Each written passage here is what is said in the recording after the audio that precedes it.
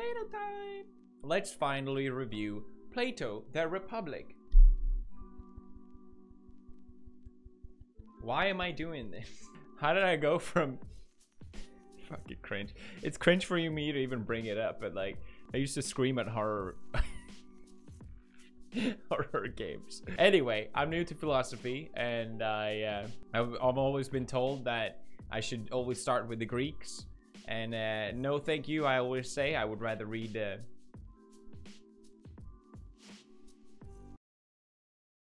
But finally, I picked up Plato Symposium because it was fairly short, and I thought, why not? But I was very happily surprised. It was very good. It felt like looking through a window of time where you join the dinner table of ancient Greek philosophers discussing through the night their thoughts on eros, their desires, and it was very nice.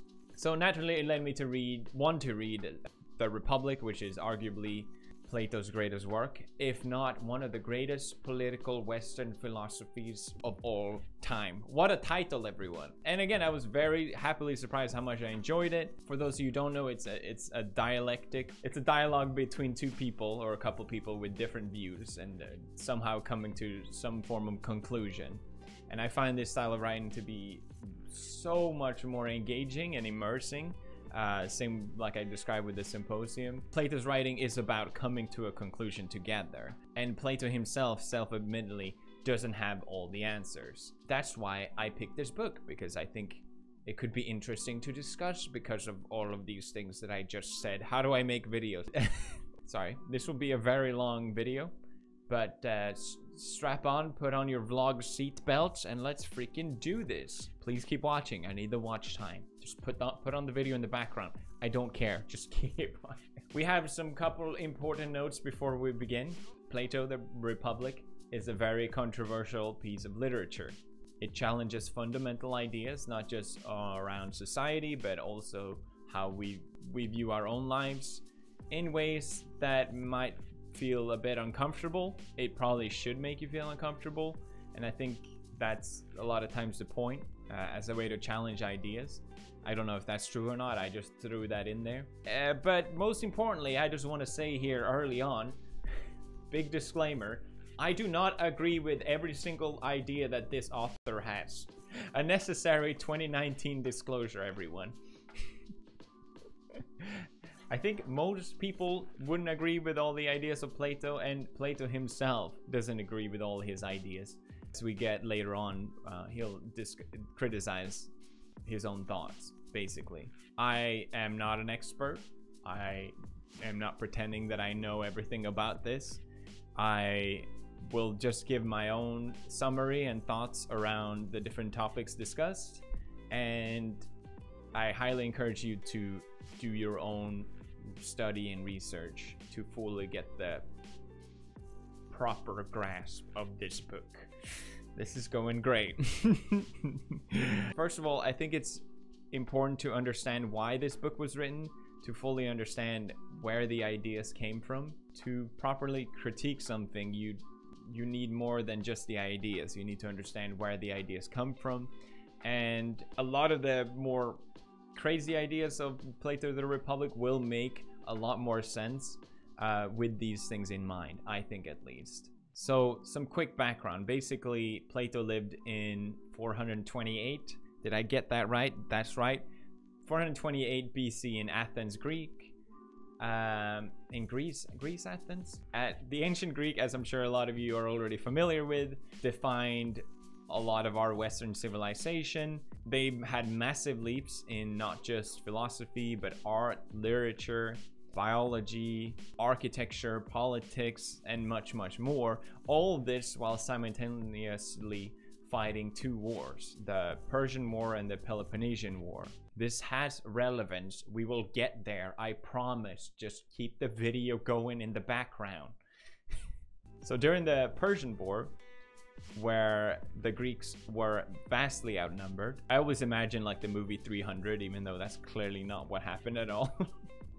But the Greeks were vastly outnumbered, but the way they defeat the Persians was from coming together. All the different city-states of Greece came together. Ancient Greece back then was very different from how we know Greek Is it Greek or Greece? It's really annoying me how I don't know this. It was very different from what it is today. It spanned north and I think even across Italy, all these different areas. I don't know exactly the geographics, okay, but it was bigger, okay, and all the states came together and just be like, no, Persia, go away, and they did it.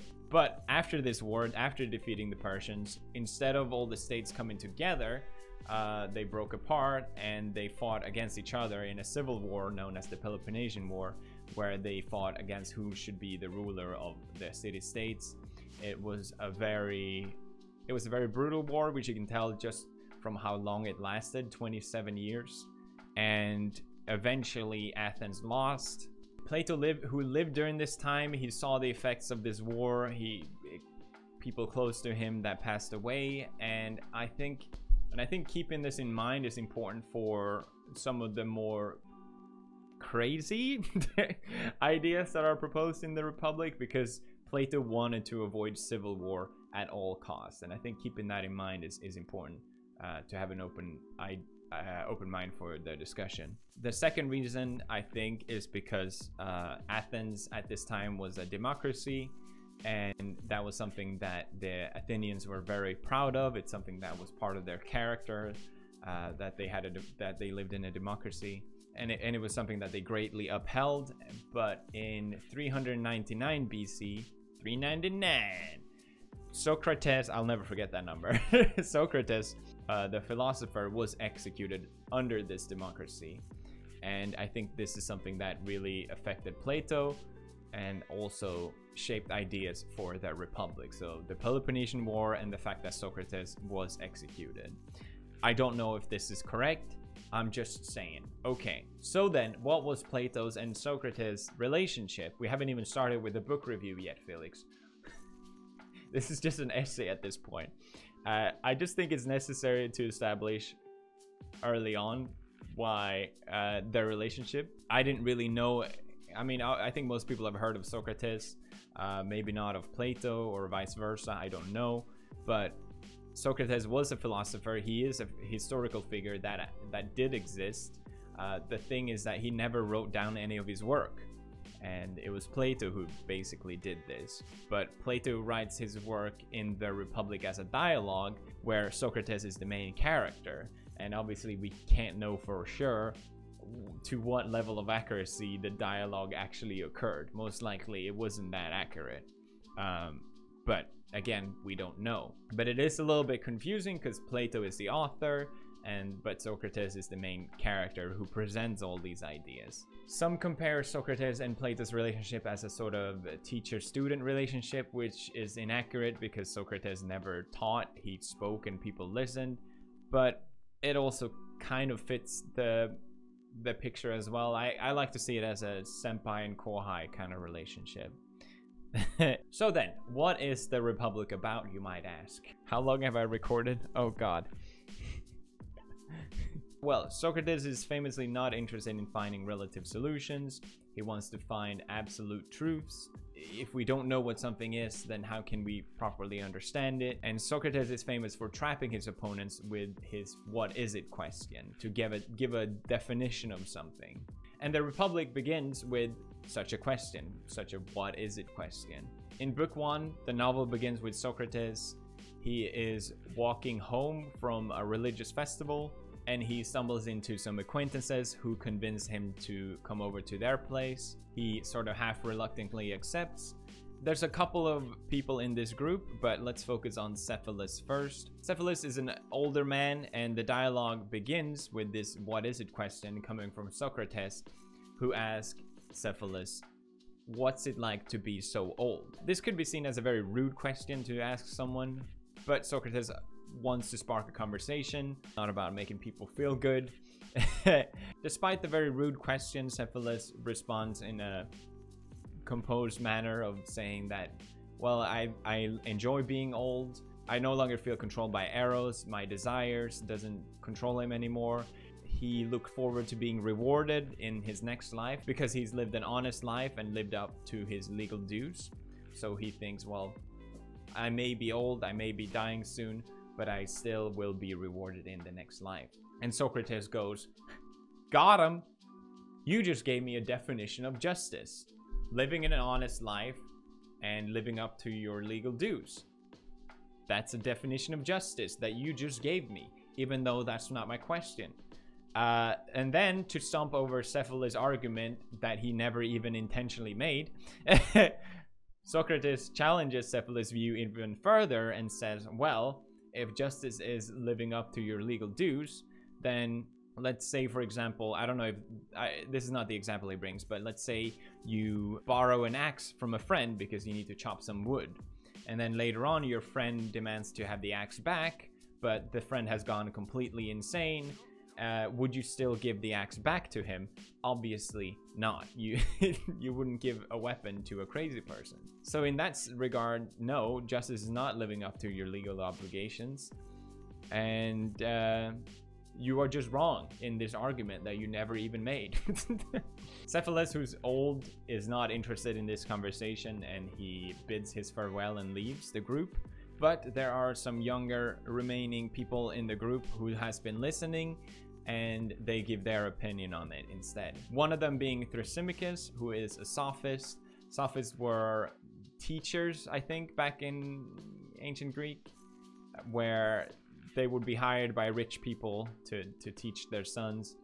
They are the enemy of Plato and Socrates, you can say, because they are not interested in finding absolute truth, and they're just more interested in winning an argument, basically, and going to whatever stretch to do so.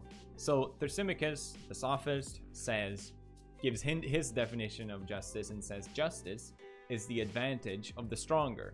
He admits that this is not really a definition, but he's saying that it pays off more to be unjust than to be just. And people who are unjust naturally progress in society, and justice is a restraint put on us, stopping our natural desires to progress. Socrates then responds by saying, well, if justice is in the advantage of the stronger, do people make mistakes? And Thrasymachus says, yes, people make mistakes. And then Socrates asks, well, do rulers make mistakes? And of course, Thrasymachus says, yes, rulers can make mistakes. And then he finishes by saying, well, I don't remember if this is the exact example, but let's say, for example, if you are a ruler and you put up a tax policy that will benefit you, you will get more money from the people, and you'll raise the taxes. But the ruler is doing what they think is just because they have the advantage and they gain from this. But let's say then that this new tax policy basically bleeds the city dry, there's no more money left, and eventually it will end up hurting the ruler because he's left with less than what he had from the beginning, and he can no longer acquire anything from its citizens. Therefore, justice is not in fact in the advantage of the stronger, because rulers make mistakes. Thrasymachus responds then by saying, well, I need to win this argument. Justice is what the ruler thinks is in the advantage of the stronger. And very interestingly, Thrasymachus sort of just disappears from the book at this point. He could very well still be part of the group and listening silently, but it's noteworthy how he disappears at this point, because he brings up the subject, he brings up the relative argument, and Socrates just isn't interested in it. That's not the reason of this dialogue. He wants to find the ultimate truth of what is justice. Socrates has now defeated his opponents, more or less, but the rest of the group is not entirely satisfied. Glaucon, who is another member of the party, wants a better definition of justice. Is a just life superior to an unjust life? Is the question that they ask, and they want Socrates to prove it. And maybe you're thinking, well, finding the definition of justice, that's really not that interesting. At least first, when I heard about it, I wasn't completely engaged, but when you think about it in a broad sense, it really shapes everything in our lives. What is good, what is bad, what is right and wrong. Is being just better than being unjust? Why should you live an unjust life instead of an unjust life? I think it's a very interesting topic that I've never asked myself before. And Glaucon brings up a very interesting example. Glaucon says that justice is a social bond, a contract between people, which I think can make sense. He expresses much like Thrasymachus said, that we have a natural desire to wanting to gain more. And the only reason we don't act unjust is because we don't want unjust things to happen to ourselves. And if the whole world acted unjust, then everyone would just stand to lose from it. So therefore, it's a social contract, his view of justice. So therefore, in his view, justice comes from weakness and it comes from fear. And he brings up this example of the ring of Gyges, which is a magical ring. So he brings up this thought example of, if you had a ring that could render you invisible, would you still act just? I think I've played around with this idea, and maybe you have as well, where if you had something where if you could do something unjust and no one would know about it, would you do it? And Glaucon argues that anyone with this ring, even the most just person, would still act unjust, because if you're invisible, no one will know about it. You could rob a bank, or you could, I don't know, do all kinds of things. I'm not going to bring up their example. Whenever people ask me what my superpower ability would be, I always thought, okay, well, what superpower could I get that would benefit me the most and not face any consequences? So I think this definition fits in pretty well. And I think it fits in with actually what a lot of people look at justice. It's a pretty, I think, a common way to look at it. But maybe we've never actually thought about it. Adeimantus joins into the conversation as well, with who is Glaucon's brother, I think. And he says that justice itself isn't desirable, and that we only act just because we want to be rewarded in the afterlife. So therefore, Adeimantus and Glaucon want Socrates to prove to them that justice in itself is desirable, and that living a just life is better than living an unjust life. And Socrates warns Adeimantus and Glaucon that this is going to be a very long journey to get through. And I will warn you, in case you made it this far in this video, that yes, in fact, it will be very long video. But they are up for the task. They're young and they're excited, and they want to find the answer. I also think it's interesting how Socrates purposely wanted to hear everyone else's argument. At this point, he hasn't really expressed his own views. He's actually just picked apart what other people's ideas are. But this is really where the book begins, of its own topic, to find the definition of justice. And the way Plato or Socrates does this, I think it's very surprising and very interesting. To prove that justice is superior, he brings up the analogy of the human in a macro perspective of a city. It's called the city-soul analogy, and basically it means that to prove that a just city is happier than an unjust city, the same analogy can be drawn between a just man and an unjust man, where a just man is happier than an unjust person. And so begins the very long journey of the Republic.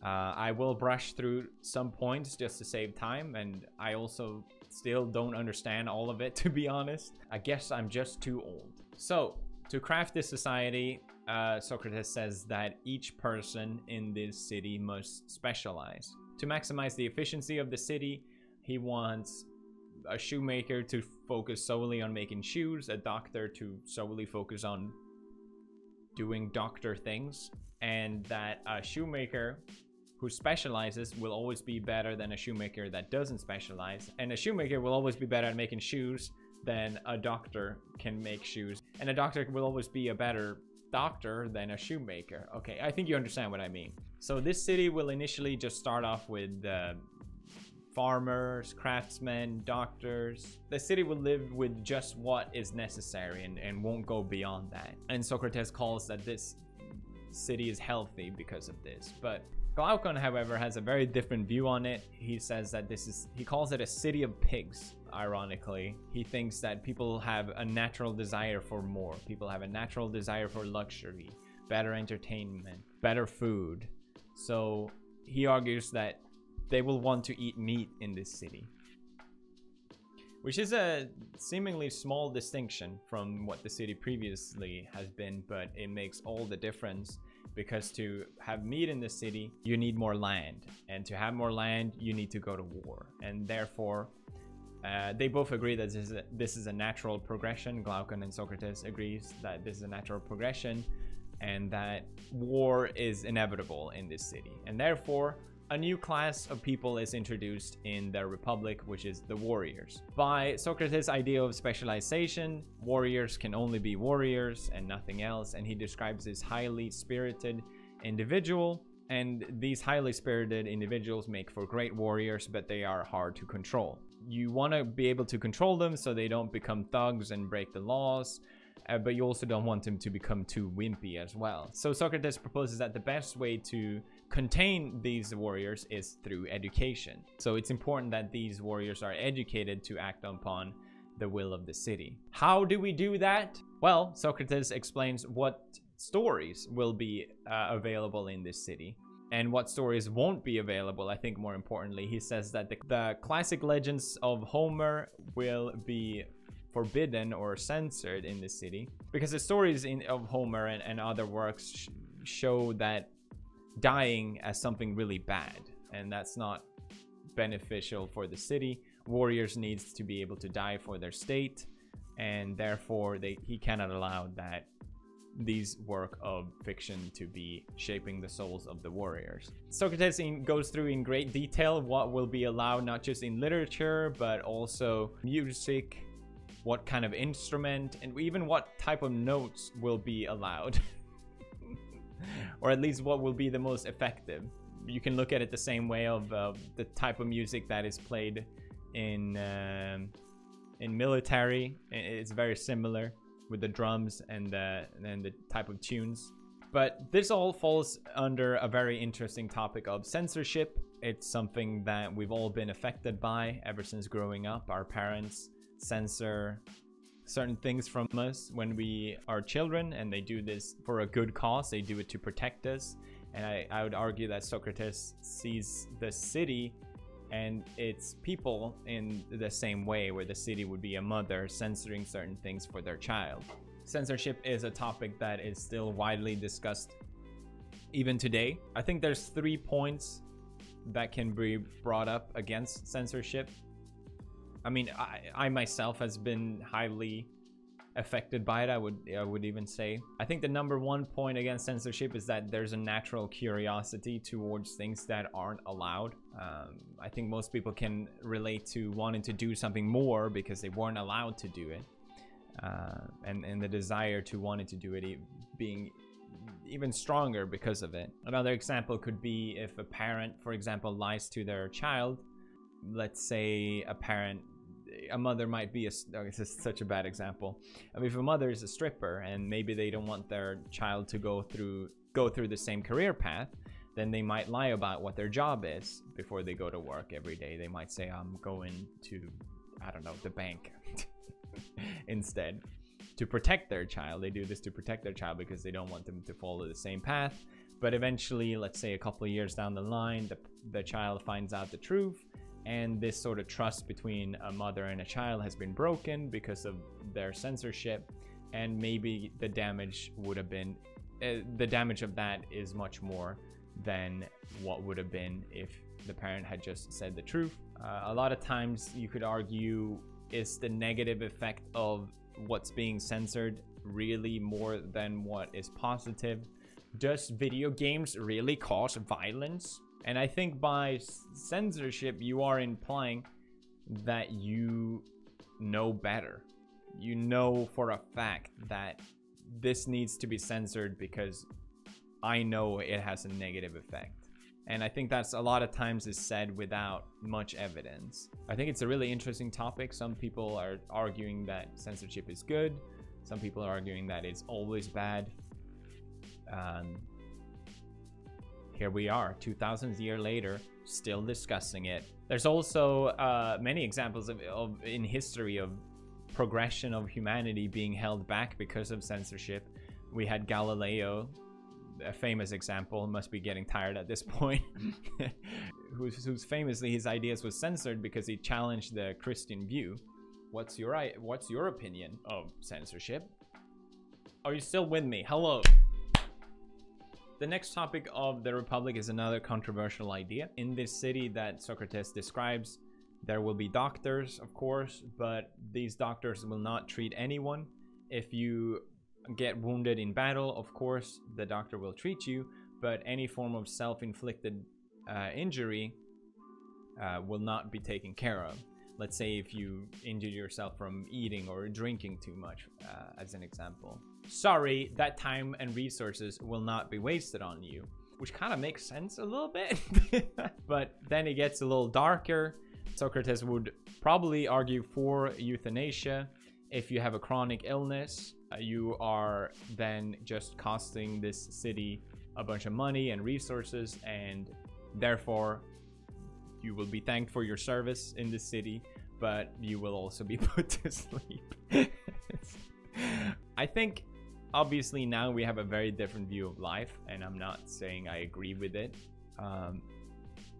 We know a lot more than we did back then. We don't have the same view of the afterlife as well. But I think what's interesting here is the distinction between a good and a bad life. A fundamental belief from when we're grown up is that everyone is born equal and we have the same, we should all be treated equally, and I agree with that, of course. But I think it's interesting is if the distinction between a good and a bad life, and I think we treat all lives as good when that's not necessarily the case. I hope that isn't taken in a weird way by anyone. All right, let's move on. This is too controversial. The third controversial idea, 3 in a row, is the myth of metals, which is another idea proposed by Socrates, and he explains this in a almost embarrassed manner. He knows how ridiculous this sounds, this myth of metals, but basically it's a lie told by the city to its citizens that they don't have any mother or father and that they came from the earth. That's right. And I think the purpose of this is pretty obvious. It's so that you will look at the state as your parent. And Socrates finds this very useful for the sake of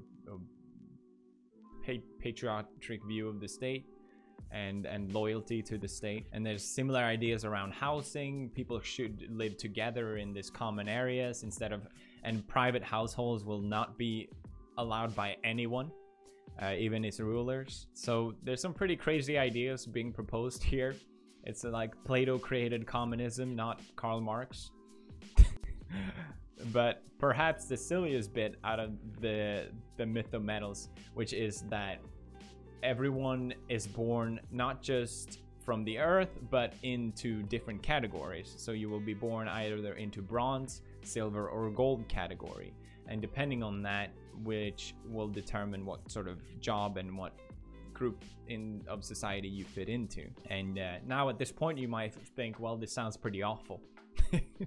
I don't want to live in this city, and neither should anyone. And I think you're right to assume that. The whole concept of this city is not with the mindset of the well-being of certain individuals. It's the mindset of the well-being of the whole state. And I think it's pretty interesting how completely opposite our ideas around individuality is today. And there's obviously good cause for that and good reason for that. But I think there's examples of today of individual focus that almost seem comical. There's a lot of famous dystopians written around this sort of ideas, I think. We have dystopian novels such as 1984, Brave New World, We by Zevyetin, who may have inspired all of these. And these were authors who lived to see the effect of communism and totalitarianism, and probably written as a reaction to that. We have Brave New World, which really fits into this Socratic idea of the myth of metals, where all the people in this novel are born from test labs. They don't have a mother or father. They are born in this factories, and they also fit into these groups as well. They are born into these different ranked groups in society, and everyone is happy with being part of their own group. Big Brother, of course, also with the idea of the state being this family figure almost. I don't know if that really fits, but you understand my point. We Zevyetin, where there is no individualism, you are born as a number, And as the name implies itself, it's all about the group and not your own well-being, basically. According to Socrates, there will be no money in this city, which is a very interesting topic in itself as well. Adeimantus, he loves gold. He sees this as something preposterous. And he says that if there's no gold, then the city won't be able to defend itself because no one will come to its aid if they can't pay them. But Socrates claims that any neighboring city will happily come to its aid because they have obviously the best warriors. I've completely skipped the part about how they train their warriors. It's very interesting, but since they have the best warriors that doesn't care about money, there will be everything left after the battle to plunder for themselves, since this city does not permit it. I think Socrates recognizes that money is not necessarily a good, but it's also not necessarily something bad. Here we go again with boohoo, millionaire complains about money. That's not the case. I think I view it in a very similar way.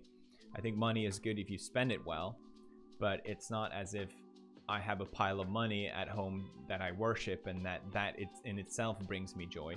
When you have money, you worry about losing money. And same, you can take, for example, anyone at the stock market. It seems like a very stressful profession, and I think a lot of people have the view that if only they had money, then they would be happy. But there's so many examples of people winning the lottery and then turning up more unhappy than they used to be because their whole worldview has changed and their whole life changed because of money. I think there's even a science and data behind this now showing that after a certain point of money, you don't become more happy because probably implies more troubles, which I can agree with. More money, more problem. He said it the best. What was it, Biggie? Another interesting topic around this as well is expansionism, where Socrates says this city will not expand beyond a certain point because by limiting the size of the city, they can make sure that it can maintain its ruling. There's so many examples of in history. We had Napoleon, the constant expanding, eventually leading to its demise. And I think the same thing ties in with gold as well. When you have it, you just want more and more of it, eventually leading to your own destruction. Here I am making videos. Why? Now we're on book 5, everyone. I haven't mentioned this, but basically there's 10 books of the Republic, but they can sort of be seen as chapters instead. And it gets even more strange at this point.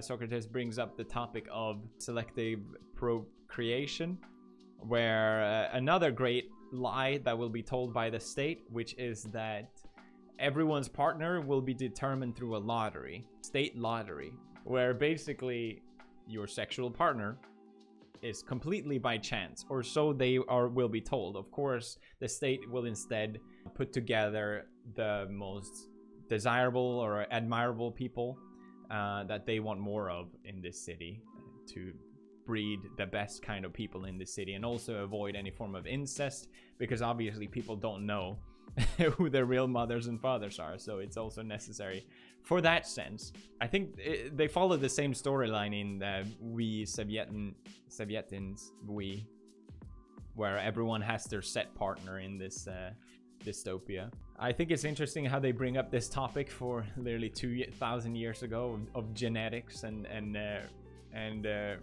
reproducing.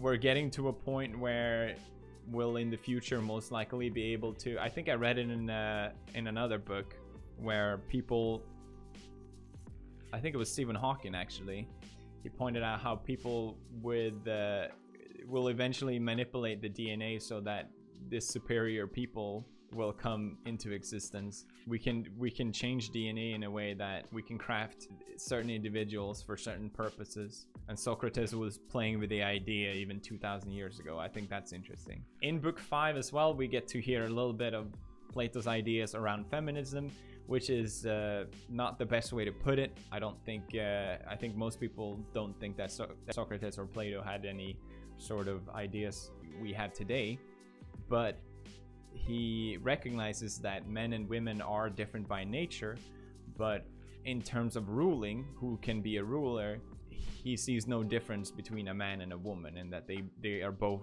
fit for the role. I think even now, most people aren't too used to women being in a leadership.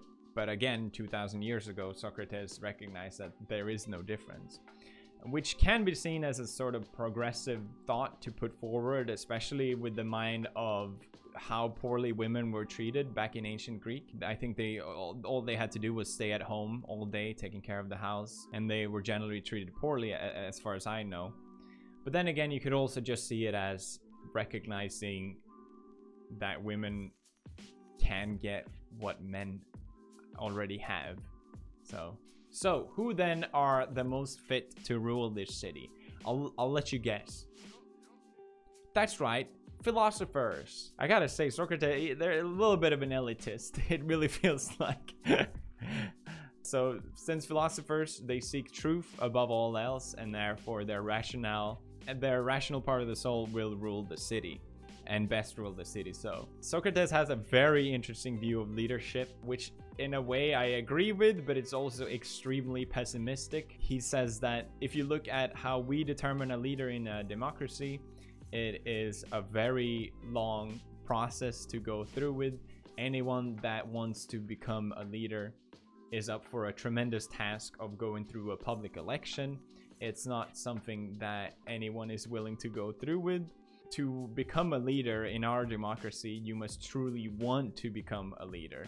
And Socrates argues that the one most fitted to rule is the one that wants to rule the least. And he brings up this example of a boat where a couple of seamen or a couple of seafarers are on this boat. They're traveling to this destination, but everyone is arguing over who should steer the ship, whilst the one who is most fit to steer the ship is the one focusing on the stars, and they're looking at the stars to try and navigate instead, which is what they should be doing. So the person most fit to steer the ship is the one focusing on what they need to do to steer the ship, instead of arguing why they should steer the ship.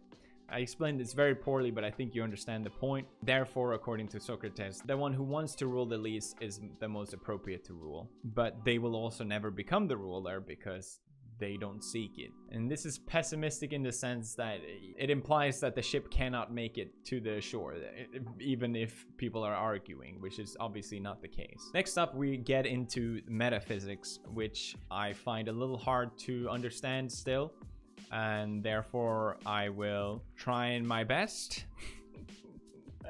I do understand the allegory of the cave, and I think that's probably the best way to introduce the idea of the good, as Socrates describes it. Socrates recognizes the world as something that can be described beyond our senses. He uses math as an example. 2 + 2 will always be 4, no matter where you are in the universe, when certain things, according to our eyes and our vision and our senses, will appear differently depending on our subjective manners. Colors is something. It's a color red for everyone. You understand what I mean. But 2 + 2 will always be 4. Socrates brings up here in book 7 the most famous metaphor in philosophy, or Western philosophy at least. I've talked about this before in my video, and you might have heard it already, which is the famous allegory of the cave. It's something that I discussed in my simulacra and simulation video, and I used it in the context of simulation, which funny enough still applies. But Socrates brings up the allegory of the cave as a way to describe education. I want you to try and imagine a very dark cave, and in this cave there are a couple people in a row, and these people are completely immobilized. They cannot move any inch of their body. They cannot move their head. Imagine Clockwork Orange style, strapped down to this in this cave with chains. The only thing these people can see is the cave wall in front of them. Now this wall has a bunch of shadows cast upon them because there is a light behind them, and in front of this light there are people crossing a bridge. So what the prisoners in the chains can see on the wall are just shadows of these people moving back and forth. And since these people have never experienced anything else in their life, for them, and what their senses are telling them, is that these shadows are real, because they don't know any other truth. So eventually, in this allegory of the cave, one of the prisoners managed to escape his chains, and his worldview is, of course, then completely changed. He sees people that are real. He sees a whole new dimension, essentially, and Socrates describes this experience as very painful, something very painful to go through, but eventually a satisfying experience. But the prisoner isn't completely free yet, and he managed to escape the cave in itself, where he eventually gets blinded by the sun. Again, a very painful experience, but once it's calmed down, he recognizes the sun. The light brings all things into existence. He sees the flowers, he sees the trees, and there's this beautiful image. You can see this character praising the sun, basically. And this is the Socrates metaphor for the idea of the good, the sun bringing the true of forms. See, I'm not really good at explaining it, but the sun represents the form of good, basically. And the point of education is to drag a person out of this cave, to see things how they actually really are, and not just feeding information to you. Not everyone can escape this cave, and therefore Socrates thinks that the person who escaped the cave needs to come back. The philosopher king needs to come back from the cave to rule.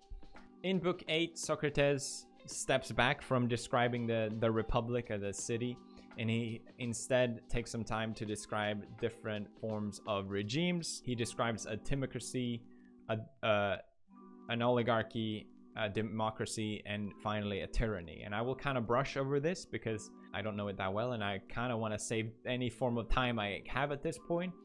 But I think what's important here is how he notes that each one of these different rulings are worse than the other, and that in the last stage, which is when democracy, the most free form of city that there is, will eventually fall into tyranny, the most limited, least free city. Socrates says that the desire for freedom will eventually lead to not having proper rulers. It will give the chance for a tyrant to rise. And I think it's very, very interesting how accurately Socrates depicts the rise of the tyrant 2,000 years ago, more than 2,000 years ago. He accurately depicts something that has already happened to us many times. You have the example of Saddam Hussein, who our last known tyrant, who rose to power through democracy, I think. And he started off by doing a lot of good for its people. Much like other tyrants of our time, Benito Mussolini, for example, who famously made the trains run on time. Saddam helped modernize infrastructure. He helped modernize industries, healthcare system, education, different social services, farming. Same with Hitler, but I will not bring up any examples because I don't want to be taken out of context. I think you get the point. The tyrant starts from a democracy and does good for its people, but as Socrates describes, the tyrant who is ruled by its desires will eventually get the taste of blood. He will do something to an opposition. He will execute one of his enemies, and he will do this in the name of the people. He will do it as, I've done something to protect you, not me. And once he had the taste of blood, that will just be the start of it.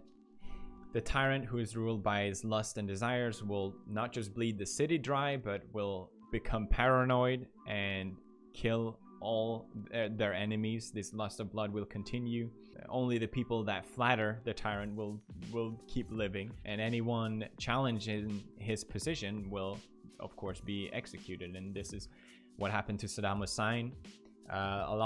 In the end of his regime, his military power was very poor because he had executed anyone, and most of his best men just out of sheer paranoia. Socrates argues that the least happy man in the world is this ruling tyrant, which actually starts to make a lot of sense if you think about it. Constantly living in this fear, this paranoia, driven by your greed and lust. You can't trust your friends, constant fear of enemies. Saddam even himself had to move where he lived every single day to protect himself.